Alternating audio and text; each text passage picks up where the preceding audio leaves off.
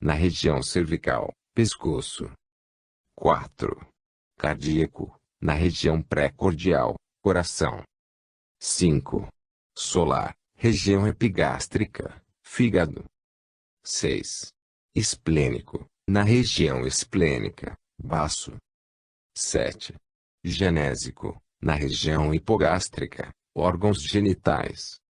Tudo faz pensar que os diversos discos energéticos, antes de jogarem as suas energias nas zonas nervosas competentes, lançam-se em discos menores, que se sucedem, em cadeia, para melhor e cuidadosa redistribuição.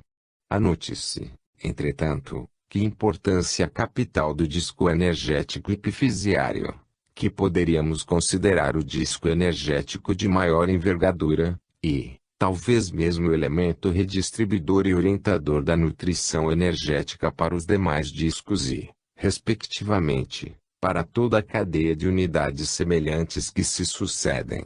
Nesse disco estaria o impulso dos mecanismos psicológicos mais nobres, quais sejam os fatores espirituais, manifestados nas telas da zona consciente de encefálica através da glândula pineal. O disco frontal, de influência marcante sobre os restantes, seria o orientador dos fenômenos que se instalam no córtex cerebral, zelando pelas atividades nervosas, principalmente os órgãos dos sentidos, e dando o máximo de coordenação ao trabalho dos neurônios e as glândulas de secreção interna. Vai mais além à medida que se responsabilizaria pelos processos da inteligência, culminado na cultura e nas artes. O disco laríngeo exerceria suas atividades nos mecanismos da respiração e fonação, e, ainda mais, zelaria pelo setor endócrino tireoide e paratireoide. O disco cardíaco se responsabilizaria pelas energias que se desenvolvem em todo o aparelho circulatório, dando orientação aos fenômenos desencadeados nesta área do sistema autônomo, Nodicate Flaquis. O disco solar tomaria sob sua custódia a absorção dos alimentos, como resultado do trabalho químico do aparelho digestivo, onde as funções hepáticas representariam sua grande manifestação. O disco esplênico regularia o jogo do sistema hemático com todas as suas nuances da relação meio e volume, em massas que levam e trazem energias múltiplas de todos os escaninhos do organismo. O disco genésico seria o responsável pelo amparo ao setor sexual, não só na modelagem de novos corpos, bem como nos estímulos das realizações e criações entre os seres. Essas ideias são antiquíssimas e bastante difundidas, são estudos que ainda não compreendemos, em seu âmago, por não possuirmos métodos e percepções para defini-los com presteza, mas que a lógica e uma série de experiências mediúnicas, impossível de serem comentadas neste livro, falam em favor das estações energéticas, com toda a importância fisiológica de que são merecedoras. Duplo etérico representaria uma camada energética cujas necessidades de expansões na zona física estariam relacionadas a cada ser em particular. Para alguns seria nada menos que um frágil e mesmo apagado campo de energias, para outros tantos, um campo intenso de vibrações que, de conformidade com a sensibilidade de doação individual, responderia por maior ou menor intensidade nos passes de transferências a pessoas necessitadas. A dosagem de transferência de energias, neste processo, já foi comprovada pelas fotografias Kirlian, tradutora da aura dos seres vivos. Esta não seria constituída, tão somente pelas expansões do duplo etéreo, mas como sendo uma combinação desse campo com as irradiações perispirituais e aquelas do próprio corpo físico. Zona física, é a zona de nosso habitual conhecimento, com a presença de 60 trilhões de células em média, atendendo aos seus diversos departamentos, onde se desenvolvem inúmeras funções das quais desconhecemos muitos dos seus mecanismos. Pela organização de que é possuidora, a zona física está subordinada aos influxos das energias do psiquismo profundo, que encontram nos soalhos citológicos a tela de suas manifestações e o campo ideal de absorção de experiências, que o mecanismo da vida imortal impõe. A zona inconsciente, com sua imensurável e complexa estrutura, representa para nós a estrutura básica do próprio espírito. Esta parte da psique foi o campo de estudo que Freud penetrou com argúcia, dando os primeiros conceitos científicos, embora traduzisse essa energética como consequência da zona consciente. Coube, todavia, a Jung elevar grandemente a ciência do inconsciente, ultrapassando todos os construtores da psicologia contemporânea. Dizia que a alma para nós é infinitamente mais obscura que a periferia visível do corpo. A alma continua sendo terra incógnita, explorada escassamente, donde não temos mais do que referências indiretas, transmitidas por funções conscientes que se acham expostas a infinitas possibilidades de engano. Deduz-se que os problemas ligados ao inconsciente ou zona espiritual são difíceis de abordagens por falta de métodos adequados e mais apropriados. Os métodos analíticos em voga, de nossa posição consciencial, não darão solução a problemas desse gênero.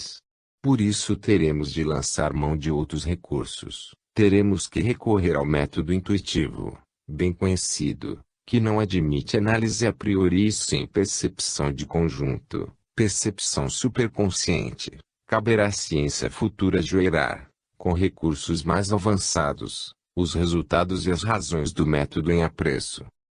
Pelos estudos até o momento abordados, conclui-se que a zona espiritual ou inconsciente, onde se encontram gravadas e lapidadas, constantemente, as nossas aptidões, será o centro de comando, o centro irradiativo de vibrações a se distribuírem por toda a arquitetura humana e além da mesma. Como existe esse fluxo de correntes nutridoras do centro, espírito, para a periferia, corpo, logicamente existirão correntes em sentido contrário, da periferia para o centro, abastecendo, após devidas adaptações nos campos psíquicos, o espírito, com as experiências e realizações que o meio oferece. Poderíamos nomear essas correntes de centrífugas, do centro para a periferia, e centrípetas, da periferia para o centro. As correntes emissoras centrífugas procurariam primeiramente os centros nervosos do superconsciente, lobo frontal, e consciente, como também os plexos nervosos do sistema nervoso autônomo ou simpático parasimpático.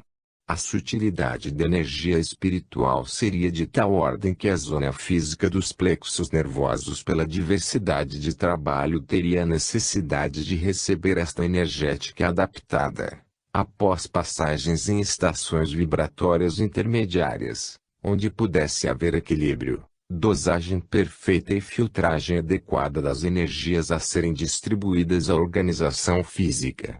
Destarte, a energia espiritual atravessaria as diversas camadas do inconsciente, sofrendo adaptações, principalmente nas estações intermediárias, isto é, dos discos energéticos do perispírito, que funcionariam dentro de um padrão metabólico avançado, como verdadeiros transformadores. Os centros nervosos do encéfalo, consciente e superconsciente, e as placas nervosas do sistema autônomo, simpático parasimpático, seriam abordadas pela energética espiritual constitutiva das correntes centrífugas, desencadeando reações químio vibratórias delicadíssimas e variáveis. Essas seriam proporcionais à emissão central e com um desfecho de carga energética suficientemente equilibrada para ser conduzida através das vias nervosas. Nas extremidades nervosas, em contato com os tecidos comuns do organismo, observar-se outra série de reações, naturalmente menos sutis que as primeiras, embora tendo o mesmo caráter químico vibratório. De reações semelhantes, partem as ondas nervosas que respondem pela excitação das glândulas endócrinas que a seu turno, por intermédio de secreções, fustigam os tecidos e órgãos convidando-os ao trabalho que lhes são próprios. A penetração dos campos energéticos espirituais na zona física se daria de maneira característica no setor celular, havendo mesmo difusão energética pelo citoplasma, porém com a tonalidade que as unidades celulares oferecem. Certas atividades celulares, quais sejam as irradiações mitogenéticas de Gurwitz, as das células hepáticas e musculares, particularmente a cardíaca ECG, e cerebral, EG, poderiam ser muito bem o resultado das difusões e manifestações espirituais combinadas com o bioquimismo físico. Assim, as energias das correntes centrífugas iriam, principalmente, em busca dos centros nervosos, para oferecer a vitalidade necessária ao comando do organismo físico.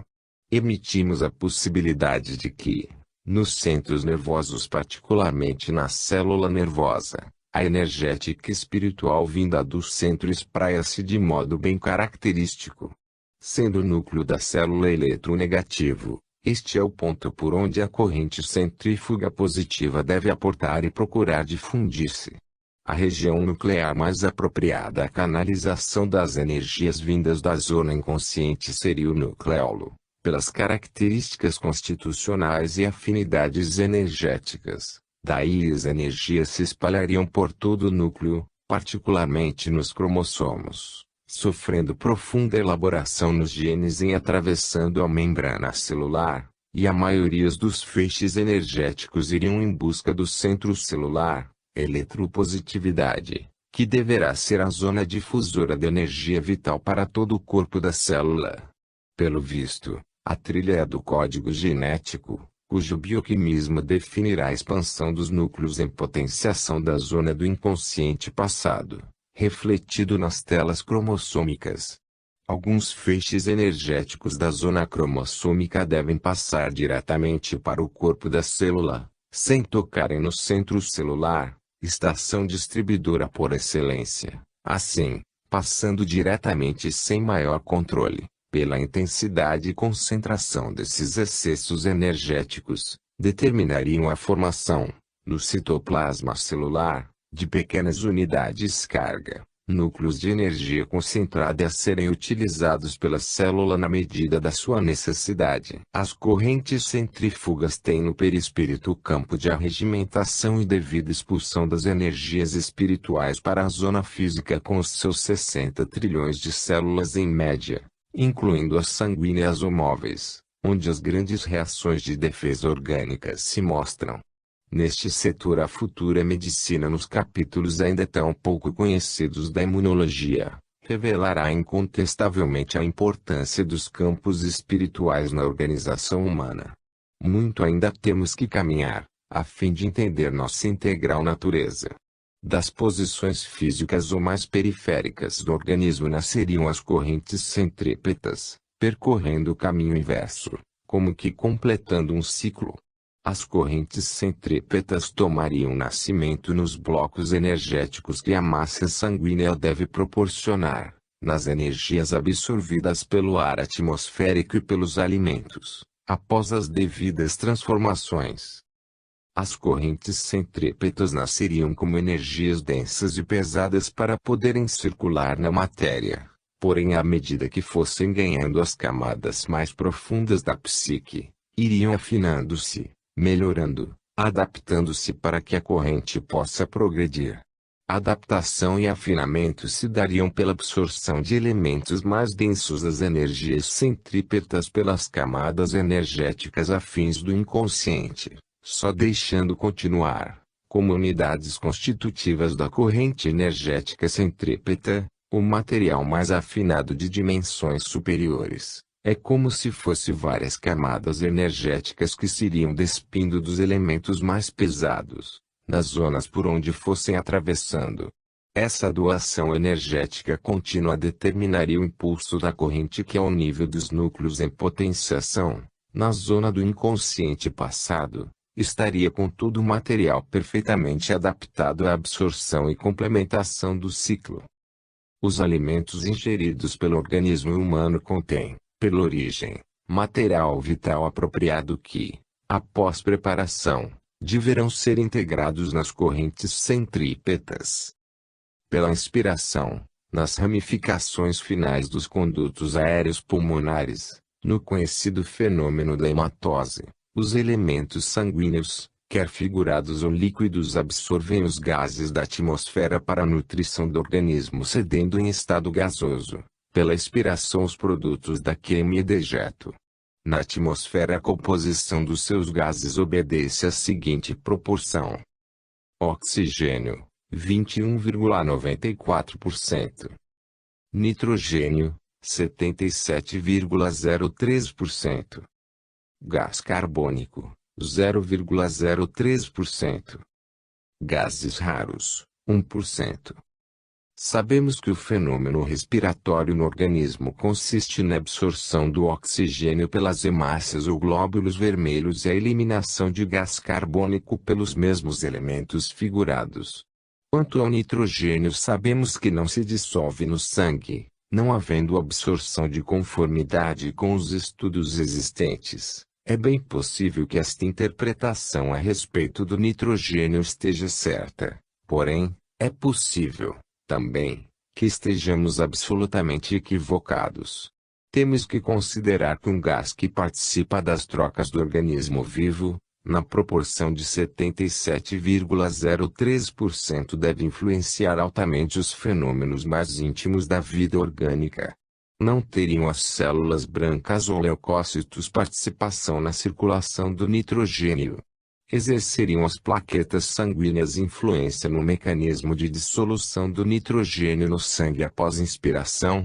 O nitrogênio participaria do conteúdo sanguíneo em condições específicas. Inúmeras hipóteses poderiam surgir dessas perguntas. De verdade, sabemos asseverar que o nitrogênio circula no sangue em estado atômico e molecular apropriado.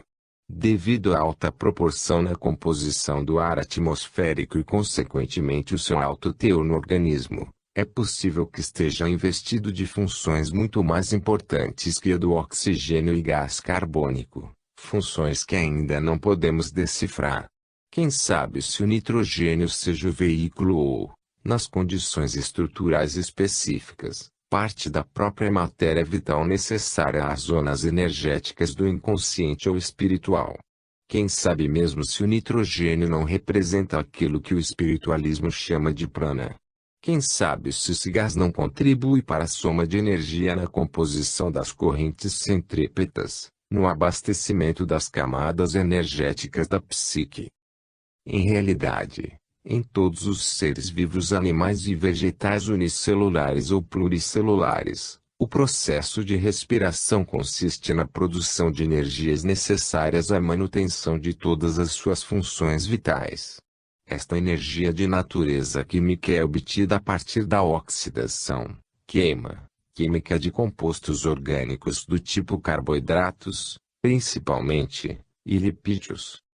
Nos seres aeróbicos, para que aconteça o processo de formação dessa forma, é necessária a presença obrigatória de oxigênio molecular que atuará como aceptor final de elétrons durante uma longa série de reações químicas ocorridas a nível de mitocôndrias, orgânulos citoplasmáticos presentes em todas as células vivas.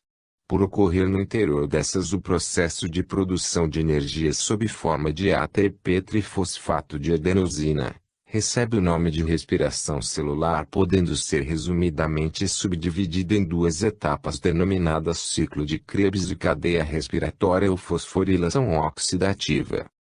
Todavia, os compostos energéticos do tipo ATP não representam o único material produzido durante o processo respiratório. Conjuntamente com eles são produzidos a água, inofensiva à sobrevivência da célula, e o dióxido de carbono, tóxico e incompatível com a sobrevivência dos organismos. Por isso deve ser eliminado para a atmosfera após ser retirado do interior celular através da combinação com a hemoglobina presente nas hemácias ou pelo plasma. A sua eliminação para a atmosfera é feita ao nível dos alvéolos pulmonares, mesmo local em que ocorre a absorção do oxigênio indispensável à respiração celular dos seres aeróbicos. O nitrogênio no ar não é absolutamente absorvido como alimento no organismo humano, embora esse respire diariamente cerca de 1000 litros. O futuro problema de simplificação da alimentação do homem estará, possivelmente, em encontrar um método de fixação do nitrogênio do ar. Pelos nossos conhecimentos, somente as plantas conseguem retirá-lo do solo onde se encontram, fixando nos alimentos indispensáveis a outros seres vivos, isto é, transformando-o em elementos úteis à vida. Apenas uns poucos organismos conseguem absorver o nitrogênio atmosférico, podendo-se dividido em 3 grupos específicos, a saber, bactérias e algas azuis igual algas cianofíceas, existentes no solo e capazes de sintetizar compostos orgânicos que contêm nitrogênio molecular. Uma outra bactéria fixadora de nitrogênio atmosférico vive associada a raízes de plantas leguminosas, fornecendo uma parcela do nitrogênio por ela fixado. Convém ainda lembrar que as plantas podem usar também o nitrogênio contido nas moléculas de amônia liberadas para o solo pela ação do primeiro tipo citado de bactérias. Assim, o nitrogênio molecular existente nos vegetais passa ao organismo dos herbívoros quando esses se alimentam dos primeiros, incorporando-se posteriormente aos organismos dos carnívoros que se nutrem dos herbívoros. As correntes centrípetas, na parte correspondente à zona física, atingiram os centros nervosos e placas nervosas simpática parasimpáticas por processo inverso daquele observado nas correntes centrífugas.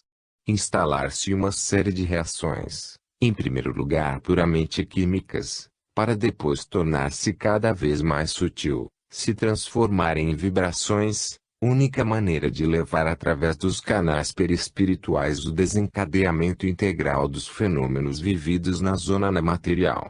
Não só o elemento nitrogenado participaria das correntes centrípetas, mas também de qualquer reação, sensação, experiência e trabalho vivido na zona consciente, e de modo particular no soalho das células nervosas, onde os fenômenos intelectivos, afetivos, éticos, morais, mostram a mais alta representatividade. Enfim, tudo o que represente dinamismo convenientemente adaptado, faria parte das correntes em questão.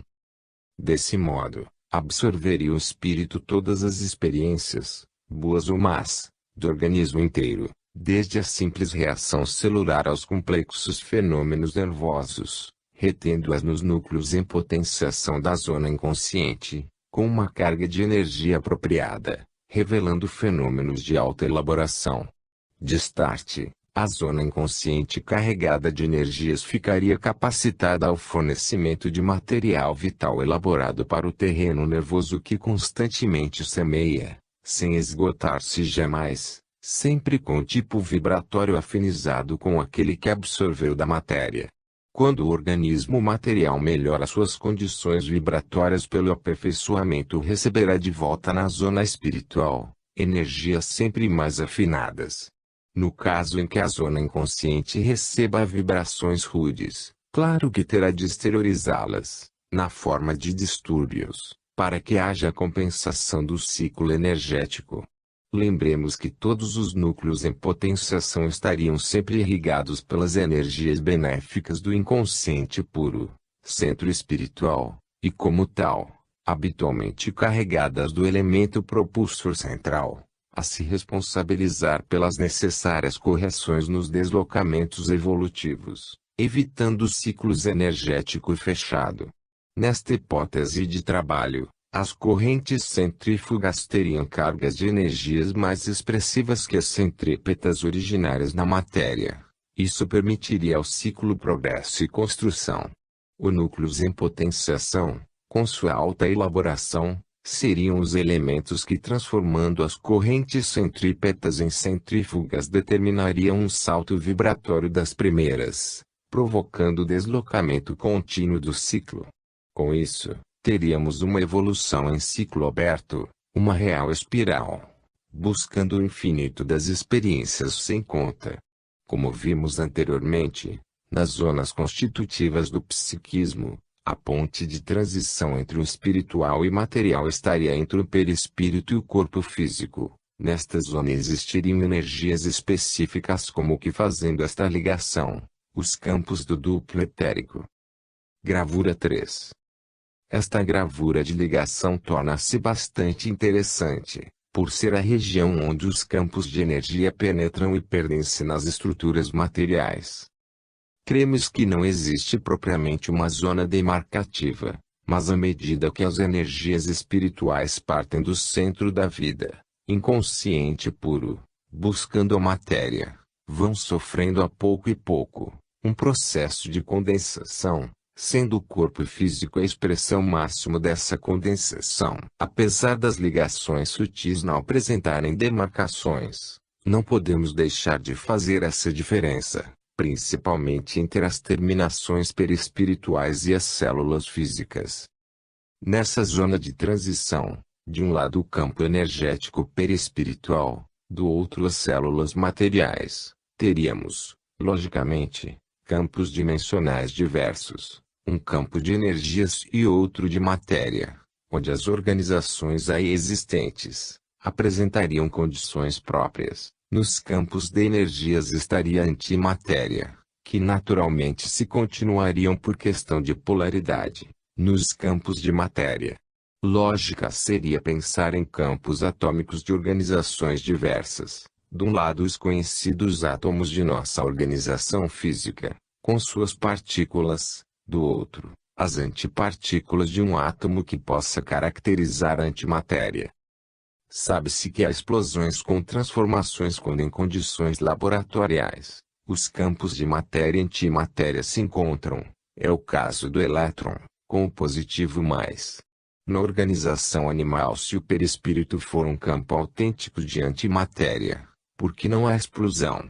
Será que o perispírito possui mesmo como campo de antimatéria em contato com a organização física especial adaptação pela interferência do duplo etérico? Em se considerando o perispírito um autêntico campo de antimatéria, possibilidade que acreditamos, o duplo etéreo exerceria uma adaptação dos impulsos energéticos, elétricos, de modo a facilitar o trânsito dessas energias. Agiria, assim, o duplo etérico como filtro e campo de adaptação, um verdadeiro transformador de campo estruturado em neutrinos. Pelo exposto podemos avaliar quanto a organização humana possui energias psíquicas, onde cada campo interno como que reflete a própria dimensão em condições vibratórias desconhecidas. Do perispírito percebemos muito pouco, e assim mesmo, por informações dos espíritos e informações dos médiuns videntes, o que se passa na intimidade do próprio espírito desconhecemos, embora as influências percebidas na zona consciente permitem a elaborações de esquemas e hipóteses de trabalho. Com as compreensíveis vibrações e irradiações do psiquismo que transcendem as fronteiras do corpo físico, observa-se a existência de um verdadeiro campo de difusão de energias conhecido como aura. A aura seria o resultado da difusão de campos energéticos que partem do perispírito, envolvendo-se com o duplo etérico e o manancial de radiações das células físicas. Como tal, todos os elementos da natureza possuem sua aura típica. No reino animal e hominal, devido à mobilidade dos seres e diversos estados de sensibilidade e afetividade, sofrem intensas modificações em suas irradiações. A aura na espécie humana reflete os diversos estados da consciência que o ser pode apresentar, desde os graus instintivos mais primitivos até os voos mais expressivos do altruísmo. No belo multicolorido de determinadas auras próprias dos seres mais evoluídos, percebidas pelos videntes, nasceu a ideia da existência de específicas personalidades, que deram margem à criação dos santos de muitas religiões, como também, pelo aspecto embaçado e cores esmaecidas e escuras, estariam aqueles que carregam condições bem mais primárias e instintivas, os que participaram de atos deletérios e negativos. Assim, diante das atitudes psicológicas e da evolução dos seres, teríamos auras opacas ou luminescentes. Os mais evoluídos podem apresentar-se com tal luminosidade que deixam atônitos os videntes. O autor espiritual André Luiz refere-se a esse campo de forças do seguinte modo, articulando ao redor de si mesma as irradiações das sinergias funcionais das agregações celulares do campo físico ou do psicossomático. A alma encarnada ou desencarnada está envolvida na própria túnica